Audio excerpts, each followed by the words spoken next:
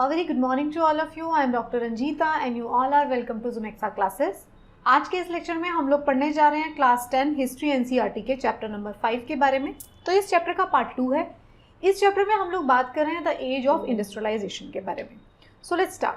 अगर आपका कोई डिटेल सवाल है तो आप मुझे इस ईमेल एड्रेस पर मेल कर सकते हो। This is my Instagram handle and this is the link of my Telegram channel. तो मेरे इस टेलीग्राम चैनल पर आपको मेरे सभी लेक्चर्स के PDF मिलते हैं जिनको आप रिवीजन के लिए डाउनलोड कर सकते हो। तो जैसा इस चैप्टर का नाम है, इस चैप्टर में हम लोग बात कर रहे हैं कि इंडस्ट्रियलाइजेशन जो है उसने किस तरीके से चेंजेस लेकर आए, किस तरीके से वर्ल्ड ओवर जो है हमने इंडस्ट्रियलाइजेशन की वजह से चेंजेस देखे।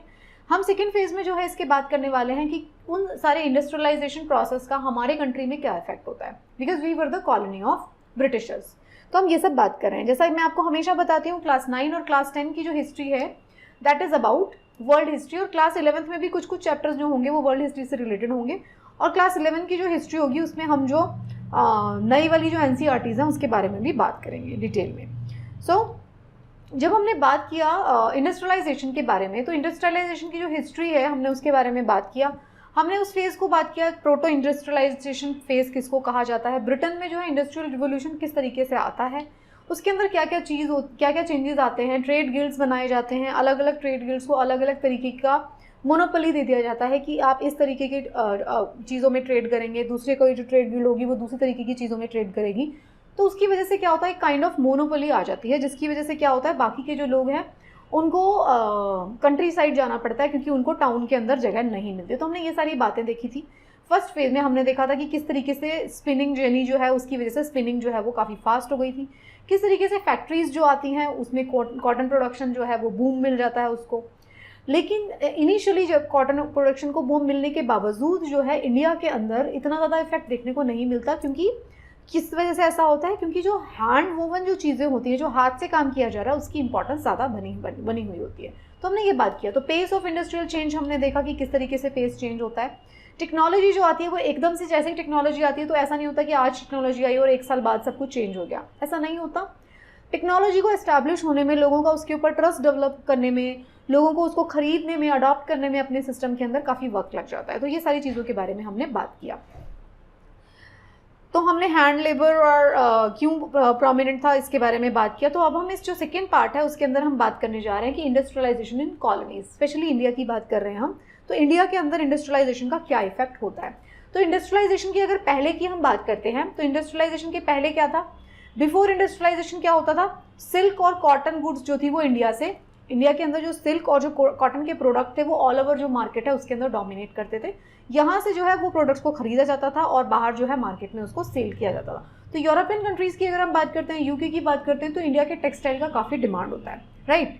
अर्मेनिया, पर्शिया मर्चेंट जो होते थे वो गुड्स को उठाते थे पंजाब से, अफगानिस्तान से, ईस्टर्न पर्शिया, सेंट्रल एशिया, यहाँ से उठा के उसको यूरोपियन कंट्रीज़ में लेके जाते थे। तो जो सी रूट्स थे और जो पोर्ट्स थे, जो प्री कॉलोनियल पोर्ट जो होते हैं, देखिए जैसे ही हम देखेंगे ब्रिटिशर्स जब आ जाते हैं तो जो प्री कॉलोनियल वाले टाइम के होते हैं, जैसे सूरत और मसूलीपट्टनम, हम हिस्ट्री में बात कर रहे थे, हमने पढ़ा था कि सूरत और मसूलीपट्टनम जो वाली जो जगह थी कोरोमंडल कोस्ट पे और हुगली, इस जगह पे सूरत में जैसे उनको जगह नहीं मिलती है तो इसलिए उनको अपने सेंटर्स कहाँ बनाने पड़ते हैं, कोलकाता में बनाने पड़ते हैं, राइट। ऑल्दो कि उनकी ट्रेड रूट पर जो है उनका जो सी रूट था उसके अंदर सूरत नज़दीक था, बट सूरत में क्योंकि इंडियंस का डोमिनेंस था और उन पावर्स का डोमिनेंस था जो पहले आ चुकी थी ब्रिटिशर्स से, तो उस टाइम पे क्या होता था, प्री कॉलोनियल पोर्ट जो थे सूरत, मसूलीपट्टनम और हुगली जो पोर्ट हैं वो ज़्यादा इंपॉर्टेंट हुआ करते थे उस टाइम पर। अब क्या होता है, बहुत सारे जो मर्चेंट्स होते हैं, जो बैंकर्स होते हैं वो इन्वॉल्व थे एक्सपोर्ट के अंदर। सप्लाई मर्चेंट्स हुआ करते थे, at port big shippers and export merchants होते थे, एंड वो क्या करते थे, वो ब्रोकर्स के साथ नेगोशिएट करते थे प्राइस के लिए and bought goods from the supply of merchants. तो ये सारा का सारा वहाँ पे ट्रेड पूरा प्रैक्टिस किया जाता था। पोर्ट्स बने हुए हैं, पोर्ट्स पर मर्चेंट्स काम कर रहे हैं, शिपिंग इंडस्ट्री बहुत अच्छे से फ्लरिश कर रहे हैं, तो ये सारी चीज़ें चल रही हैं। 1750 में क्या होता है, अब ब्रिटिशर्स आ चुके हैं, अब 1715 वाला टाइम आ गया। तो 1750s में क्या हो रहा है कि network controlled by Indian merchant was breaking down, क्योंकि अब क्या कौन सा टाइम आ गया, 1757 के बाद आप याद करिए 1764 बैटल ऑफ प्लासी और ये बैटल ऑफ बक्सर वाली बात को आप समझिए। तो जो यूरोपियन कंपनीज हैं उन्होंने secured a variety of concession from the local courts and the monopoly right. उसके बाद इनको क्या मिल गया था, इनको फरमान मिल गया था, और फरमान के बैटल ऑफ प्लासी और बैटल ऑफ बक्सर के बाद क्या हुआ था, कंपनी को दीवान वाले राइट्स भी मिल गए थे। ये हमने सारा पढ़ा था हिस्ट्री में। तो उसकी वजह से क्या हुआ, 1750 के बाद क्या होता है, डिक्लाइन हो जाता है ओल्ड पोर्ट्स का सूरत के and Hooghly, through which local merchants had operated, जहाँ से लोकल हमारे मर्चेंट्स काम करते थे वो वाले पोर्ट्स जो हैं उनका डिक्लाइन शुरू हो जाता है। और क्या होता है, इन वाले पोर्ट से एक्सपोर्ट फेल करने लग जाता है, कम हो जाता है एक्सपोर्ट, और लोकल बैंकर्स जो होते हैं वो बैंकरप्ट हो जाते हैं, क्योंकि अब कंपनी के पास राइट्स आ गए। अब कंपनी क्या कर रही है, अलग पोर्ट्स को डेवलप कर रही है। तो जो लोकल मर्चेंट्स जहाँ पे डोमिनेट करते थे उन वाले पोर्ट्स के ऊपर ध्यान नहीं दिया जा रहा, वहाँ के जो मर्चेंट्स हैं, जो वहाँ के बैंकर हैं, वो बैंकरप्ट हो जाएंगे। सूरत और हुगली का डिके हो जाता है, लेकिन बॉम्बे और कोलकाता का ग्रोथ होता है इस टाइम पर। This shift from the old ports to new port indicate the growth of colonial power. तो अब आप समझ सकते हैं कि कॉलोनियल पावर अगर इंक्रीज हो रही है तो वो अपने वाले पोर्ट्स को एस्टैब्लिश करेगी, जो पहले से डोमिनेटेड जो पोर्ट्स थे, जो जहाँ पे इंडियन का डोमिनेंस था, उनको खत्म कर देगी। तो ट्रेड जो हो रहा है नए पोर्ट से control by European companies and was carried out in European ships. So old trading house जो है had to operate within the network shaped by European trading companies. तो अब यूरोपियन ट्रेडिंग कंपनीज जो है वो हमारे country में आ गई हैं। ये हम इफेक्ट देख रहे हैं इंडस्ट्रियलाइजेशन का हमारे कंट्री में। तो ये देखिए, English factory at Surat at 17th century. अब हमारे ये तो हमारे जो मर्चेंट्स हैं जो एक्सपोर्ट कर रहे हैं उन सब की हालत थी। अब हमारे जो वीवर्स थे उनके ऊपर क्या फ़र्क पड़ता है, तो जो हमारे कंट्री के अंदर जो वीवर्स थे, the consolidation of power bye east India company after 1760s, जो बैटल ऑफ बक्सर भी हो जाती है, तो ये इनिशियली हमारे वीवर्स का डिक्लाइन नहीं होता। मैंने आपको बोला था कि कभी भी कोई नई टेक्नोलॉजी आती है, जैसा यूरोप में हो रहा था, सेम हमारे यहाँ पे भी होता है, क्राफ्ट की एक अपनी अलग वैल्यू होता है। तो ऐसा नहीं होता कि इनिशियली डिक्लाइन हो जाता है। नई जो कंपनी, जो मशीन मेड जो चीज़ें होती हैं, उसको लोग धीरे धीरे अडॉप्ट करते हैं। तो इनिशियली डिक्लाइन नहीं होता टेक्सटाइल का, लेकिन British cotton industry has not yet expanded. अभी ब्रिटिश कॉटन इंडस्ट्री एक्सपेंड नहीं हुई थी। इंडियन जो फाइन टेक्सटाइल्स थी उसकी बहुत ज़्यादा डिमांड थी यूरोप के अंदर। तो इंडिया की दो तरीके की टेक्सटाइल्स हुआ करती थी, एक फाइन टेक्सटाइल होती थी और एक कोर्स टेक्सटाइल होती थी। जो फाइन टेक्सटाइल होती थी इंडिया से जो एक्सपोर्ट होती थी, उसकी डिमांड कहाँ पर थी, उसकी डिमांड थी हाई क्लास लोगों के बीच में। कोर्स जो टेक्सटाइल होती थी उसको नॉर्मल मिडिल क्लास और लोअर क्लास भी पहनता था, राइट। तो हाई जो रिफाइन वाली टेक्सटाइल है उसकी डिमांड में कोई गिरावट नहीं आती है, क्योंकि लोगों को चाहिए hand woven high class fine textile. So the company was keen on expanding the textile export from India. तो इंडिया से टेक्सटाइल का एक्सपोर्ट हो रहा है। ईस्ट इंडिया कंपनी से पहले क्या था, जो फ्रेंच, डच और पुर्तगीज एंड लोकल ट्रेडर्स जो थे वो मार्केट में कम्पीट करते थे क्लॉथ के लिए। Weavers and supply merchants could bargain and try selling their produce. But बाद में क्या होता है, 1760s के बाद क्या होता है, पॉलिटिकल पावर चेंज हो जाती है, दीवानी राइट्स आ जाते हैं कंपनी के पास। तो अब क्या होता है, ईस्ट इंडिया कंपनी की मोनोपोली राइट्स आ जाते हैं। तो एक सिस्टम डेवलप हो जाता है, management and control and elimination of competition. तो अब क्या करते हैं वो लोग, वो एक सिस्टम बना देते हैं, भैया एक बंदे को पावर दे देते हैं कि आप सारे के सारे जितना भी एक्सपोर्ट है उसको कंट्रोल करोगे। तो क्या होता है, गोमस्ता नाम के जो लोग होते हैं ना, gomastha, the company appointed paid servant, अपने पेड सर्वेंट को वो अपॉइंट करते हैं जिसको गोमस्ता कहा जाता है। वो क्या करते हैं, सुपरवाइज करते हैं वीवर्स जितने भी होते हैं, जो भी बुनाई करते हैं, बुनकार जो होते हैं, उनको सुपरवाइज करेंगे। उनसे कितनी सप्लाईज ली जा रही है उसको कंट्रोल करेंगे। मतलब मार्केट में ट्रेड को उन्होंने कंट्रोल कर लिया। कब के बाद की बात है, 1760 के बाद की बात है, जब कंपनी के पास सारे राइट्स आ गए हैं, तो उन्होंने ट्रेड के ऊपर अपना कंट्रोल करना शुरू कर दिया। तो उससे क्या होता है, it prevented company weavers from dealing with other buyers by the system of advances. अब क्या होगा, वो एडवांसेस के थ्रू अलग कंपनी के बिना डील नहीं कर सकती। जब भी उनको कोई डीलिंग करनी है तो कंपनी के थ्रू ही उनको डीलिंग करनी पड़ेगी। तो वीवर्स जो थे उनको लोन दिया जाता था to purchase the raw material and could not sell produce to any other trader. तो भाई उनको जहाँ से लोन मिलेगा वो उसी को ही सेल करेंगे। तो कंपनी ने उनका पूरा कंट्रोल कर लिया। तो प्राइस को कंट्रोल कर लिया और एक्सपोर्ट का जो क्वांटिटी है उसको भी उन्होंने कंट्रोल कर लिया कंपनी ने। कर्नाटक और बंगाल में क्या करते हैं, weaver deserted villages and migrated setting up looms in other village. वो चले जाते हैं छोड़ छाड़ के। Weavers along with the village traders revolted and oppose the company and its official. बहुत सारे रिवोल्ट देखने को मिले हैं। Over the time, many weavers began refusing loans, closed down their workshop and agricultural labor बन जाते हैं। अब आप समझिए, एक वीवर है, बुनकार है, उसको लोन लेना है कंपनी से, उसी को अपना सेल करना है, प्राइसेस भी फिक्स कर देगी कंपनी। तो बहुत सारे वीवर्स जो होते हैं वो डिस्करेज हो जाते हैं, वो छोड़ के वीविंग वाला काम एग्रीकल्चरल लेबर बन जाते हैं, या तो वो छोड़ के चले जाते हैं गाँव में और सिटीज़ में रहना बंद कर देते हैं। तो ये सारे चेंजेस आपको देखने को मिलेंगे। किसकी लाइफ में हो रहा था ये वीवर्स की लाइफ में देना था। अब मर्चेंट जो होते हैं, मानचेस्टर जो है वो कम्स टू इंडिया। मतलब मानचेस्टर क्या है, लंदन का एक सिटी है जिसमें बना हुआ क्लॉथ जो है वो इंडिया आना शुरू हो जाता है, जिसमें हम ये बात करेंगे। तो जो कॉटन इंडस्ट्री है, हमने अभी पढ़ा था फर्स्ट पार्ट में, कॉटन इंडस्ट्री जो है इंग्लैंड के अंदर डेवलप कर रही है। इंडस्ट्रियल ग्रुप्स जो है उन्होंने क्या किया, उन्होंने कहा कि भैया इंडिया के साथ जो आप इंपोर्ट कर रहे हो, मतलब जो हमारा इंडिया से सामान आ रहा है, टेक्सटाइल जो आ रहा है इंपोर्ट होके यूके में, उसकी वजह से हमारी जो इंडस्ट्री है उसको बहुत नुकसान हो रहा है। तो ये बात बोलते हैं वहाँ के इंडस्ट्रियलिस्ट। सो वो क्या करते हैं, they wanted to sell Manchester goods in Britain without facing any competition from outside. उनको इंडिया की जो टेक्सटाइल है उससे कंपटीशन मिल रहा था। आप समझिए, आप एक रिच पर्सन है ना, आपको इससे क्या लेना देना है, इंडिया का सामान है या चाइना का सामान है या यूके का सामान है, आप तो उसी सामान को खरीदोगे ना जो आपको क्वालिटी में बेस्ट लगेगा, चाहे वो कितना भी महंगा हो। तो अब क्या होता था, इंडिया का जो सामान होता था, टेक्सटाइल जो होता था इंडिया का, वो ब्रिटेन जाता था। वहाँ के वेल्दी जो लोग थे वो फाइन कॉटन को बहुत पसंद करते थे। तो उसकी वजह से क्या होता था, जो यूके के जो टेक्सटाइल इंडस्ट्री है उसको बहुत ज़्यादा कॉम्पिटिशन मिल रहा था। तो गवर्नमेंट प्रेशराइज कर देती है, इम्पोज ड्यूटीज़ लगा दी जाती है कॉटन टेक्सटाइल पर, जिससे कि वो बहुत महंगा हो जाता है उनके कंट्री में। ऐसा किस लिए किया जाता है, ऐसा इसलिए किया जाता है यूके की इंडस्ट्री को प्रोटेक्ट करने के लिए। तो इंडस्ट्रियलिस्ट जो है परसुएड करते हैं ईस्ट इंडिया कंपनी को to sell British manufacturers in Indian market as well. वो कहते हैं कि भैया एक तो हमने इनका सामान जो है, इंडिया का सामान बेचना यूके में बंद कर दिया टेक्सटाइल, साथ में आप क्या करो, ब्रिटेन में बना हुआ टेक्सटाइल जो है वो इंडिया जाके और बेचना शुरू कर दो। तो क्या होता है, ब्रिटिश कॉटन गुड्स जो है इंक्रीज हो जाती हैं 19वीं सेंचुरी तक आते आते। अब इंडिया के अंदर भी मैनचेस्टर में बना हुआ कपड़ा बिकेगा। तो 1870s तक जो है cotton price piece goods constituted over 50% of the value of Indian imports. अब 50% से भी ज़्यादा जो है वहाँ पर आ जाती हैं कॉटन की गुड्स। तो प्रॉब्लम क्या होती है कॉटन वीवर्स को इंडिया के अंदर, export market collapse due to import duties. England के अंदर इम्पोर्ट ड्यूटीज़ लगा दी हैं, तो हमारा जो है एक्सपोर्ट यहाँ से हो नहीं पा रहा क्योंकि बहुत महंगा हो गया, लोग खरीद नहीं रहे। दूसरा, लोकल मार्केट जो है वो श्रैंक हो गई और चीप मैनचेस्टर इम्पोर्ट, मतलब मैनचेस्टर में बना हुआ जो सस्ता कपड़ा है जो मिल्स में बन रहा है वो इंडिया में आना शुरू हो गया है। तो दोनों तरफ से मार लग रही है किसके ऊपर, इंडिया के वीवर्स के ऊपर। एक तो उनका सामान जो है एक्सपोर्ट नहीं हो रहा, उनका कपड़ा, साथ में इंडिया के अंदर भी मैनचेस्टर में बना हुआ कपड़ा बिक रहा है। तो ये सारी प्रॉब्लम्स हमें देखने को मिलती है इंडिया में। 1860 के बाद अमेरिका के अंदर सिविल वॉर शुरू हो जाता है and cotton supplies from US were cut off. तो यूएस से कॉटन सप्लाई कट ऑफ हो जाती है, तो ब्रिटेन जो है इंडिया की तरफ जाता है और इंडिया को कॉटन सप्लायर की तरह यूज़ करता है, रॉ मटेरियल सप्लायर की तरह।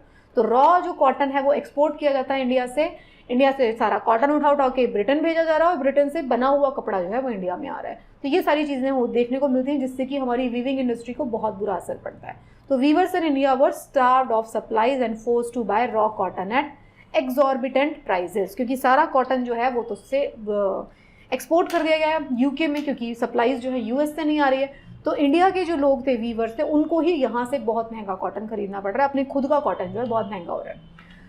तो ये सारी की सारी आपने चेंजेस देखे। फैक्ट्रीज कौन कौन सी आती हैं, 1854 में फर्स्ट कॉटन मिल स्थापित की जाती है बॉम्बे में, 1855 में फर्स्ट जूट मिल बनाई जाती है बंगाल में, 1860 में एल्गिन मिल वो started in Kanpur, first cotton mill in north India, 1861 में फर्स्ट कॉटन मिल अहमदाबाद में बनाई जाती है, 1874 में फर्स्ट स्पिनिंग मद्रास में बनाई जाती है। तो आप ये देखिए कि फैक्ट्रीज जो हैं वो बहुत सारी आना शुरू हो गई हैं इंडिया के अंदर भी 19वीं सेंचुरी तक आते आते, 19वीं सेंचुरी के सेकेंड हाफ में। अब हम बात कर लेते हैं, ये तो सारी हमने बात की व्यूवर्स के बारे में, ट्रेडर्स के बारे में, मर्चेंट्स के बारे में। अब हम बात करते हैं हमारे जो एंटरप्रेन्योर थे उनका क्या हो रहा था। तो लेट 18वीं सेंचुरी में the British in India began exporting opium to China, ये मैंने आपको पढ़ाया था, चाइना को ओपियम जा रहा है, and tea from China to England. Okay, China में जा रहा है and to tea from China to England, China से इंडिया से जा रहा है चाइना ओपियम और चाइना से जा रहा है टी इंग्लैंड में। तो ये सारा आप एक ट्राइंगल सा बनाया था हमने। तो बहुत सारे जो इंडियंस हैं वो junior players in this trade and providing finance, procuring supplies and shipping consignment. तो बहुत सारे जो ट्रेडर्स होते हैं इंडिया के वो एंटरप्रेन्योर बन जाते हैं, सप्लाईज देना शुरू कर देते हैं। हमने पढ़ा था क्लास 10 में ही पढ़ा था हमने कि ओपियम की जो सप्लाई है, ओपियम सप्लाई को भी कंट्रोल कर लिया जाता है, बट लोग फिर भी छुप छुप के ओपियम लगा रहे हैं और सप्लाई कर रहे हैं। तो इससे क्या हो रहा था, बहुत सारे मर्चेंट्स जो थे, एंटरप्रेन्योर्स जो थे वो फ्लरिश करते हैं। तो having earn enough through trade, some of these businessman wanted to develop industrial enterprises in India. अब लोगों के पास पैसा आ गया, कुछ लोगों के पास, तो उन्होंने कहा कि हम लोग इंडस्ट्री स्थापित करेंगे। तो बंगाल में द्वारकानाथ टैगोर हैं, वो अपनी जो है made his Fortune in China trade before turn into industrial investment. तो उन्होंने भी यहाँ से पैसा कमाया था द्वारकानाथ टैगोर ने, और फिर बाद में वो इंडस्ट्रियलिस्ट बन जाते हैं। बॉम्बे में जो होते हैं दिनशा पेटेड एंड जमशेदजी टाटा, ये सारे लोगों के पास भी वेल्थ एक्यूमुलेट हो जाती है और फिर वो अपनी इंडस्ट्रीज लगाते हैं इंडिया में। Sheikh Hukumchand Marwari businessman who set up the first Indian jute mill in Calcutta. तो इस तरीके से बहुत सारे बिजनेसमैन जो होते हैं वो बड़ी बड़ी इंडस्ट्रीज को लगाते हैं। कैपिटल जो है वो एक्यूमुलेट हुई है अदर ट्रेड नेटवर्क से। बहुत सारे मर्चेंट्स हैं वो ट्रेड कर रहे हैं बर्मा के साथ, मिडल ईस्ट के साथ और ईस्ट अफ्रीका के साथ वो ट्रेड कर रहे हैं अपना। तो बहुत सारी अपॉर्चुनिटी मिलती है उनको इन्वेस्टमेंट की in industry. Opened up many of them set up factories. तो क्योंकि फैक्ट्रीज कौन लगाएगा? जिनके पास पैसा। पैसा कैसे कमाया गया? पैसा कमाया गया ट्रेड के थ्रू। तो उन्होंने ट्रेड में काम किया, एक्सपोर्ट में काम किया, इंपोर्ट में काम किया और पैसा कमाया और उस पैसे के थ्रू उन्होंने इंडस्ट्रीज को स्थापित किया। तो हमने बड़े बड़े बिजनेसमैन के नाम सुने जो कि इंडिया में उन्होंने स्टार्टिंग में इंडस्ट्रीज लगाते हैं, राइट। अब जो इंडियन मर्चेंट्स हैं उसको प्रॉब्लम क्या क्या होती है अगर हम इसको चार्ट आउट करते हैं। So they were barred from trading with Europe in manufacturing goods and could export only raw material. अब जब ब्रिटिश ईस्ट इंडिया कंपनी का राज आ जाता है ना इंडिया के अंदर, तो पहले जो ये मर्चेंट्स थे, ये जो पहले फिनिश्ड गुड्स को एक्सपोर्ट कर पाते थे, तो उनके ऊपर बैन लगा दिया जाता है। बोला जाता है आप इंडिया से सिर्फ रॉ मटेरियल को सप्लाई करोगे, तो सिर्फ रॉ मटेरियल सप्लाई कर सकते हैं वो। They were gradually edged out of the shipping business, उनको शिपिंग बिजनेस से हटा दिया जाता है। वर्ल्ड वॉर फर्स्ट में क्या होता है? European managing agencies control large sector of Indian industries. European industries has their own chambers of commerce which Indian businessman were not allowed to join. तो उन्होंने अपने अपने चेंबर्स बना रखे हैं, उन्हीं लोगों के साथ वो डील करते हैं और इंडिया के लोगों को ज्वाइन नहीं करने दिया जाता। तो जो इंडिया के जो बिजनेसमैन है वो भी यूरोप के अंदर काफ़ी प्रॉब्लम्स को फेस कर रहे हैं। Where did the workers come from? तो अब इंडिया मतलब जो वर्कर्स हैं इन सब इंडस्ट्रीज में काम करने के लिए वो कहाँ से आ रहे हैं? तो फैक्ट्री वर्कर्स जो है, वर्कर्स कहाँ से आ रहे थे? नेबरिंग डिस्ट्रिक्ट्स होती हैं रीजन में, उसके उधर से आते थे। पीजेंट्स एंड आर्टिसन जो कि उन्होंने अपना काम छोड़ दिया था या उनको प्रॉफिट नहीं हो रहा था, वो फैक्ट्री के वर्कर बन जाते हैं। इंडिया की बात हो रही है। Industries employed a jobber to get new recruits, मतलब ऐसे मिडलमैन को लगा लिया जाता है कि भाई आप लोग नए नए रिक्रूट्स को लेकर आओ हमारी फैक्ट्रीज में काम कराने के लिए। तो jobbers become a person with authority and power to control the lifes of worker. तो वो लोग वर्कर्स की लाइफ के ऊपर कंट्रोल करना शुरू कर देते हैं कि भाई वो जो बेरोजगार लोग होते हैं उनको बोलते हैं कि चलो हम आपको फैक्ट्री में काम दिला देते हैं, और वो बड़े पावरफुल बन जाते हैं, उसी का कमीशन खाना शुरू कर देते हैं। तो number of factory worker increase over time. तो इंडिया के अंदर भी फैक्ट्री में काम करने के लिए वर्कर्स इंक्रीज हो जाते हैं। ये सब कौन लोग हैं? ये सब वो लोग हैं जो एग्रीकल्चर से पैसा नहीं कमा पा रहे, आर्टिजन से थे वो पैसा नहीं कमा पा रहे, या जॉबलेस है। तो इंडस्ट्रियल ग्रोथ की पिक्यूलरिटीज़ क्या थी अगर हम इंडिया के बारे में बात करें? तो यूरोपियन मैनेजिंग एजेंसीज तो they were interested in certain kind of products. अब कौन से तरीके के प्रोडक्ट्स चाहिए उनको? उनको वही प्रोडक्ट चाहिए जो उनको यूरोप के अंदर ज़रूरत है। Raw material in form of cotton चाहिए उनको, ओपियम सप्लाई उनको चाइना में करवाना है, तो इस तरीके की उनको चाहिए। तो they establish tea and coffee plantation, acquire land at cheap rates from the colonial government. They invested in mining indigo and jute. Indigo के बारे में आप जानते हैं, इंडिगो क्योंकि यूके को चाहिए था सप्लाईज में, तो यहाँ पे हमारे यहाँ पे क्या लगाया जाता है? हमारे यहाँ पे कॉटन लगाया जाता है, हमारे यहाँ पे इंडिगो लगाया जाता है, जूट लगाया जाता है, शुगर लगाया जाता है। ये सारी चीज़ों के अंदर इन्वेस्टमेंट की जाती है जिनकी सप्लाई हमें कहाँ करनी होती है? यूरोप में और यूके में। So most of these products were required primarily for export trade and not for sale in India. तो ये चीज़ आपको समझनी पड़ेगी कि इंडिया के अंदर जो चीज़ें लगाई जा रही थी उस टाइम पे जब कॉलोनियल रूल चल रहा था, वो इंडिया जो है इंडिया को रॉ मटेरियल सप्लायर की तरह यूज़ किया जा रहा था, राइट। तो जब बिजनेसमैन जो थे इंडिया को, उन्होंने अपनी इंडस्ट्री लगाई, they avoided competing with Manchester good in the Indian market. yarn was not an important part of British import into India. So hence early cotton mills in India produced coarse cotton yarn thread rather than fabric. तो starting में उन्होंने क्या किया ना, ये समझना पड़ेगा। Manchester से क्या इंपोर्ट हो रहा था? धागा इंपोर्ट नहीं हो रहा था, कपड़ा इंपोर्ट हो रहा था पूरा का पूरा। तो इन्होंने क्या किया, यहाँ वाले जो बिजनेसमैन है उन्होंने धागा बनाना शुरू किया, कपड़ा नहीं। सो yarn produced in Indian spinning mills were used by handloom weavers in India और एक्सपोर्टेड टू चाइना। तो वो जो यार्न प्रोड्यूस हो रहा था वो वीवर्स यूज़ करते थे या चाइना में एक्सपोर्ट किया जाता था। तो 1900 में क्या होता है? स्वदेशी मूवमेंट आता है। 1905 में बंगाल का विभाजन होता है। स्वदेशी मूवमेंट देखा आपने। Nationalist mobilise people to boycott foreign goods. Industrial group जो थे वो ऑर्गेनाइज कर लेते हैं अपने आप को। They pressurise government to increase tariff protection. तो वो भी बोलते हैं गवर्नमेंट को कि भाई हमारे को भी टैरिफ प्रोटेक्शन दो, हमारे की जो बनी हुई जो हमारी इंडस्ट्री में चीज़ें हैं उनको प्रोटेक्शन दी जाए, टैरिफ प्रोटेक्शन। 1906 में जो क्या होता है, produce from the Chinese and Japanese mill flooded the Chinese market. Export of Indian yarn to China decline. Industrialist in India began shifting from yarn to cotton production, cloth production. And cotton piece goods produce in India double between 1900 to 1912। तो 1900 से 1912 तक cotton production बढ़ जाता है। और उसके बाद वाला जो फर्स्ट वर्ल्ड वॉर वाला फेज़ आता है उसमें हमने देखा था क्योंकि सारी कंट्रीज़ जो है लड़ाई में बिजी हैं तो हमारी जो इंडस्ट्रीज़ हैं उनको बूस्ट मिल जाता है। तो वर्ल्ड वॉर जब शुरू होता है तो British mills were busy with war, तो फिर क्या होता है मैनचेस्टर इंपोर्ट जो है इंडिया में डिक्लाइन हो जाता है। तो इसकी वजह से इंडिया की इंडस्ट्रीज जो फैक्ट्रीज हैं उनको बूस्ट मिल जाता है और इंडिया जो है अपने लिए प्रोड्यूस करना शुरू करता है और साथ में सप्लाई करने के लिए वर्ल्ड वॉर में वहाँ से शुरू करता है। तो नई फैक्ट्रीज सेटअप होती हैं, नए वर्कर्स को एम्प्लॉयमेंट मिलता है। After the war Manchester could never recapture it's old position. एक बार अगर आपका मार्केट में से पोजीशन हट गया तो फिर आप रिकैप्चर नहीं कर सकते। तो वर्ल्ड वॉर जब चल रही थी तो हमारी इंडस्ट्री को उस टाइम पे बूस्ट मिला था। ये सारी चीज़ें हम पढ़ चुके हैं। जब वॉर खत्म हो जाती है तो क्या होता है, enable to modernise and compete with the US, Germany and Japan, the economy of Britain crumbled. तो इकोनॉमी जो होती है ब्रिटेन की वो क्रम्बल हो जाती है, कॉटन प्रोडक्शन कोलैप्स हो जाता है, export of cotton cloth from Britain dramatically fall कर जाता है। और इस सबका फ़ायदा किसको मिलेगा, उसका फ़ायदा मिलेगा इंडिया को। तो इंडिया की जो इंडस्ट्रीज़ हैं वो फ्लरिश करती हैं। तो स्मॉल स्केल इंडस्ट्री जो है वो प्रीडोमिनेट कर रही थी उस टाइम पे। Large scale industries form only a small segment of the economy. 1911 में 67% जो इंडस्ट्रीज थी वो located in Bengal and Bombay, और रेस्ट ऑफ द कंट्री में स्मॉल स्केल प्रोडक्शन कंटिन्यू था। बड़ी बड़ी फैक्ट्रीज हमारे पास बहुत कम थी तो स्मॉल स्केल प्रोडक्शन चल रहा था। ठीक है, तो स्मॉल वर्कशॉप में काम किया जाता था। ये आप देख सकते हैं फ्लाई शटल, हैंडीक्राफ्ट में लोग weavers were use looms with a fly shuttle. तो फ्लाई शटल क्या है, एक मैकेनिकल डिवाइस है यूज फॉर वीविंग। तो वीविंग के लिए ये छोटे छोटे फैक्ट्रीज जो है घर के अंदर बनाए जा रहे थे, कारखाने, और वहाँ पे ये सब चीज़ें यूज़ की जा रही थी। तो सम वीवर्स प्रोड्यूस कोर्स और क्लोथ वाइल अदर्स वो फाइनर वेराइटीज़। तो ये मैंने आपको बताया था अभी। तो ये सारी चीज़ें चल रही थी। तो कोर्सर जो क्लोथ था bought by the poor and its demand fluctuated in times of bad harvest and famine, cash income disappeared and they could not buy cloth. मैंने बताया था कोर्स क्लोथ जो है उसकी डिमांड फ्लक्चुएट करती रहती थी। फाइनर वेराइटी कौन यूज़ करता था, वो बड़े बड़े लोग यूज़ करते थे, मतलब रिच लोग यूज़ करते थे, तो उसकी डिमांड बनी रहती थी। तो जो कोर्स क्लोथ बनाते थे उनकी डिमांड कई बार गिर जाती थी। तो साड़ी विद वुमन बॉर्डर्स और famous lungis and handicrafts of Madras could not be easily displaced by mill production.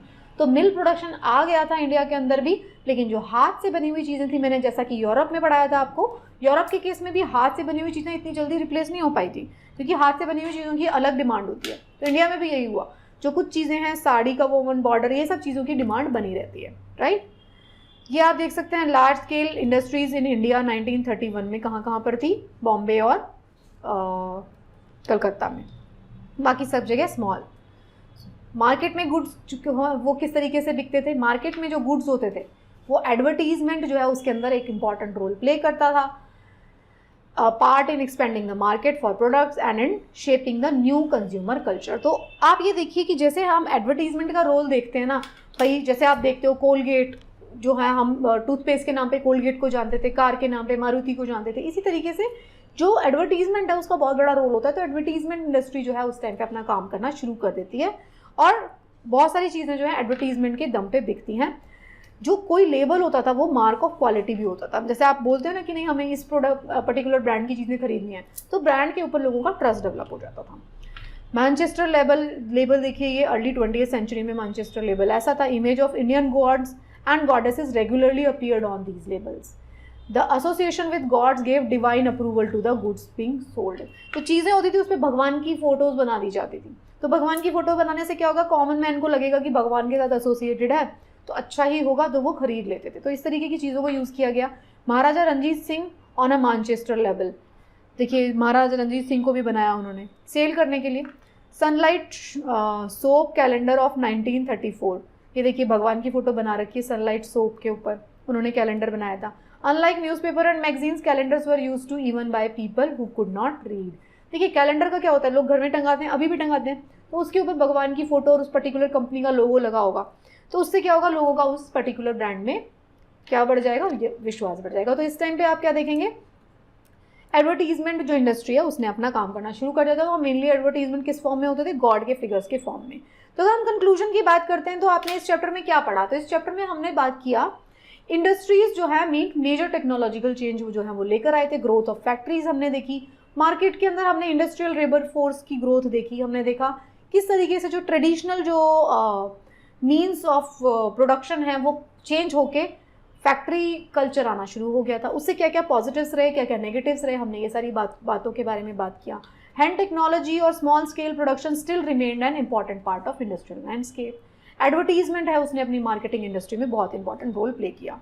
तो ये सारी चीज़ें हमने देखी इस चैप्टर में, किस तरीके से इंडस्ट्रियल रिवोल्यूशन जो है उसने वर्ल्ड ओवर ही नहीं, इंडिया के केस में भी उसको इन्फ्लुएंस करना शुरू किया था, क्योंकि इंडिया जो है कॉलोनी था ब्रिटिशर्स की, और ब्रिटिशर्स जो है वहाँ पर उनके यहाँ पे बहुत अच्छे से इंडस्ट्रीज फ्लरिश करती थी, तो उसके साथ साथ जो है इंडिया के अंदर भी ग्रोथ देखने को मिलती है।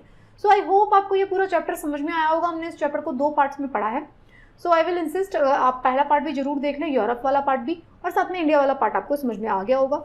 ये चैप्टर जो है आपके लिए हमेशा फैक्चुअल चीज़ों के साथ साथ ये आपके लिए मेंस आंसर राइटिंग में बहुत ज़्यादा इंपॉर्टेंट होता है। आपको इसमें बेसिक अंडरस्टैंडिंग डेवलप होती है कि क्या कारण रहे कि इंडिया की इंडस्ट्रीज डिक्लाइन होती हैं, क्या कारण रहे कि अलग तरीके की इंडस्ट्री इंडिया के अंदर डेवलप होती है, क्या कारण रहे कि वर्ल्ड वॉर में इंडिया की इंडस्ट्रीज को बूस्ट मिला।